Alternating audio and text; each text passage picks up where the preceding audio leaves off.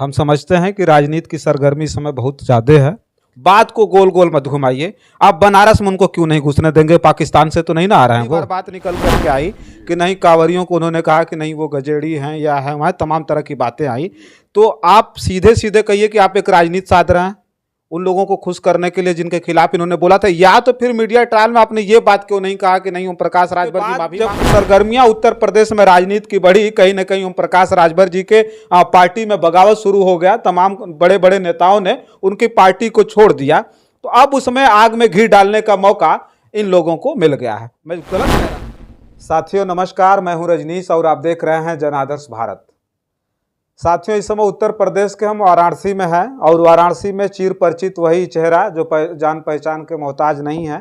एक हफ्ता पहले हमने शशि प्रताप सिंह जी का जो है अपने चैनल पे इंटरव्यू लेकर के हमने दिखाया था और आज फिर मैं इनके यहाँ उपस्थित हूँ। आज हम जो है कुछ चर्चाएं करेंगे क्योंकि एक हफ्ता पहले जब हमने इनका इंटरव्यू किया था उसके बाद एक और जो इनका बयान था पूरी तरह से उत्तर प्रदेश में सरगर्मी में बना हुआ है।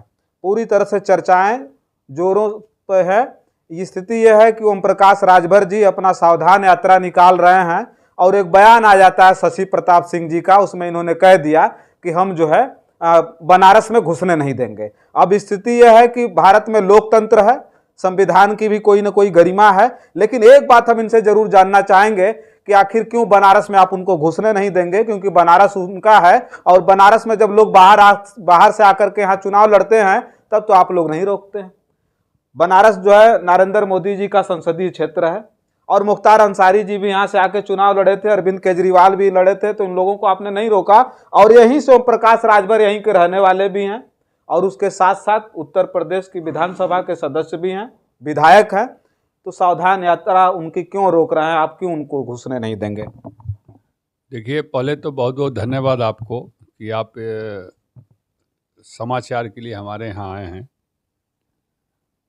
आप जिनकी बात कर रहे हैं ओम प्रकाश राजभर जी की, कल ही हमने एक पोस्टर जारी किया है कि 27 को देखो ठगेरा आ रहा है, ठगेरा आ रहा है और ये ठग राजभर है। मैंने कल ही एक पोस्टर जारी किया है और आप कह रहे हैं कि ओम प्रकाश राजभर जी यहीं के रहने वाले हैं। देखिए, ओम प्रकाश राजभर जी यहाँ के रहने वाले थे, अब हैं नहीं। पहली बात, 2002 में उन्होंने पार्टी बनाई। 5 साल तक इसी बनारस में घूम घूम कर यह कहते रहे कि मैंने भारतीय समाज पार्टी बनाई है और राजभर समाज की यह पार्टी है और राजभर समाज के उत्थान के लिए, हक हिस्साधिकार के लिए मैं आजीवन चुनाव नहीं लड़ूंगा और हमारे घर से कोई भी व्यक्ति चुनाव नहीं लड़ेगा। और तब जनता जो थी यहाँ की, जो राजभर समाज, जिसको मैं सीधी सादी भोली भाली जनता कहता हूँ, राजभर कहता हूँ, क्योंकि वो पिछड़ा हुआ समाज है और हमसे जो बिछड़ा है उसी को हम पिछड़ा मानते हैं। वो हमारे भाई की तरह हैं वो लोग। अब रेस में वो पिछड़ गए हैं तो वो पिछड़ा हो गए हैं आज के डेट में, लेकिन हमसे जो बिछड़ा है वही पिछड़ा है।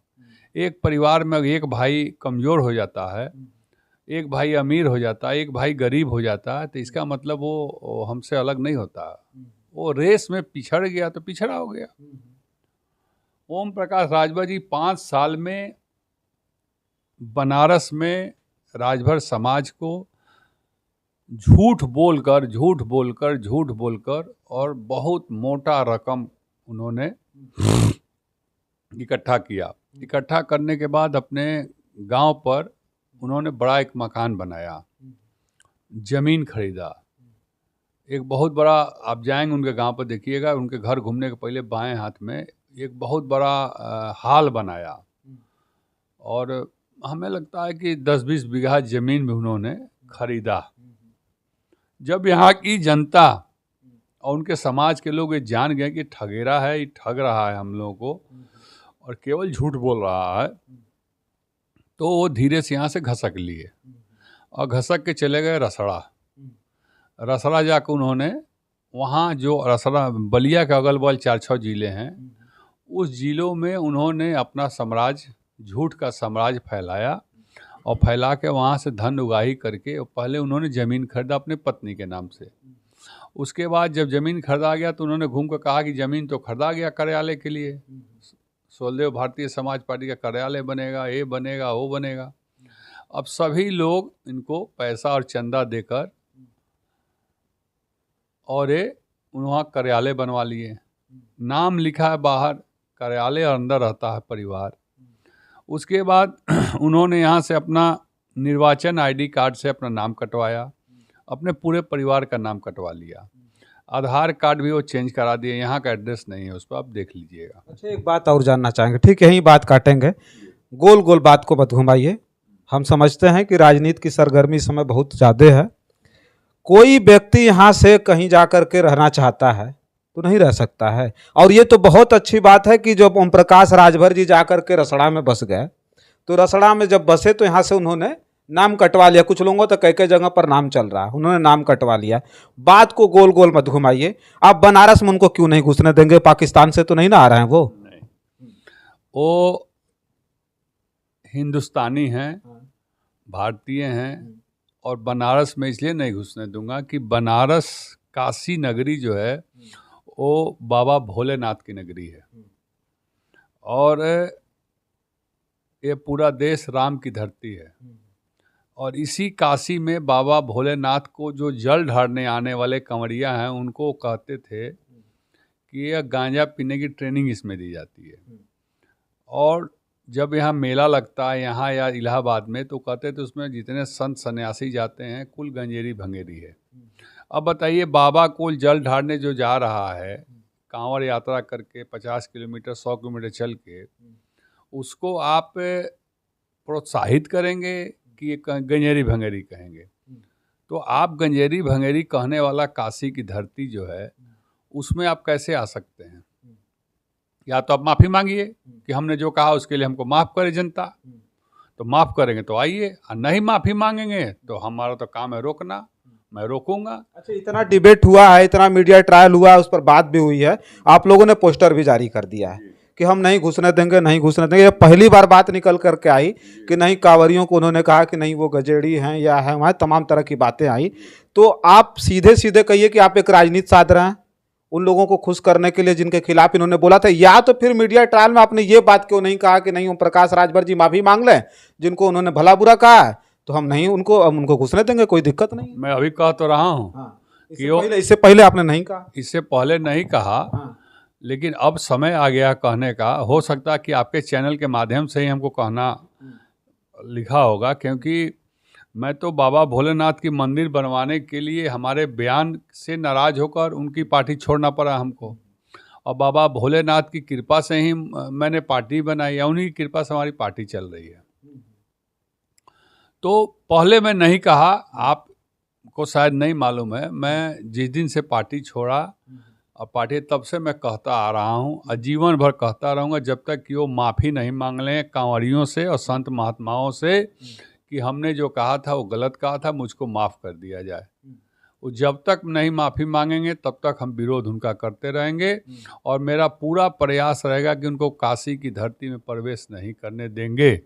क्यों नहीं करने देंगे? क्योंकि वो एक 27 को कार्यक्रम कर रहे हैं, उसमें फिर से उसी भोली भाली जनता को बुलाकर ठगने का रासलीला करने जा रहे हैं। क्योंकि वही कहते थे कि हम करें तो रासलीला और तुम करो तो रासलीला और हम करें तो कैरेक्टर ढीला। आप भी तो यही काम करते रहे। जब मैं आपको समझाता था कि ये काम मत कीजिए तो कहते थे कि राजनीति नहीं आता है आपको।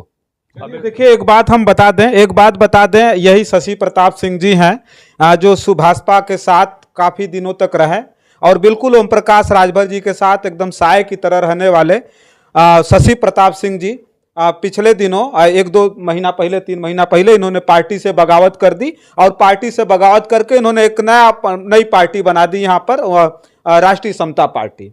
और ये राष्ट्रीय समता पार्टी के संयोजक हैं, और पार्टी बनाने के बाद ये संपर्क में आए उत्तर प्रदेश के पूर्व मुख्यमंत्री श्री अखिलेश यादव जी से। संपर्क में जब आए तो तमाम चर्चाएं बढ़ने लगी और चर्चा में रहे।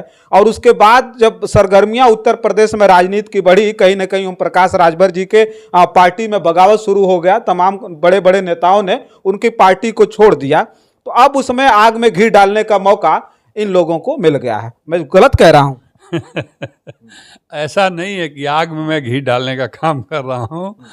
मैंने उन सभी लोगों को, दगे हुए कारतूस जिनको कहते हैं, वो सभी दगे हुए कारतूसों के जो खोखा है, उस खोखा में मैं मसाला भरने का काम किया हूँ कि अब आपको कहते हैं ये दगे कारतूस हैं, तो आप दगे कारतूस नहीं हैं। मैं मसाला दे रहा हूँ, उसमें डाल लीजिए, अब फिर से बन जाइए गोली।